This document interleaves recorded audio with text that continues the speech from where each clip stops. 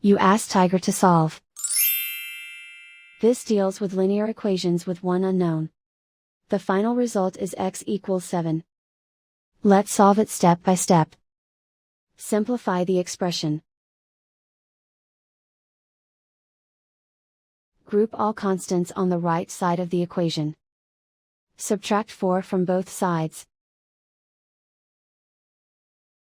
Group like terms. Simplify the arithmetic.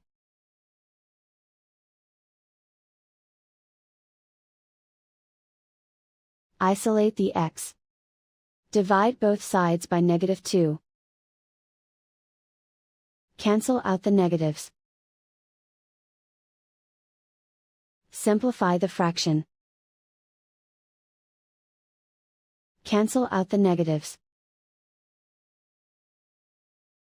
Find the greatest common factor of the numerator and denominator. Factor out and cancel the greatest common factor. And so the final result is x equals 7.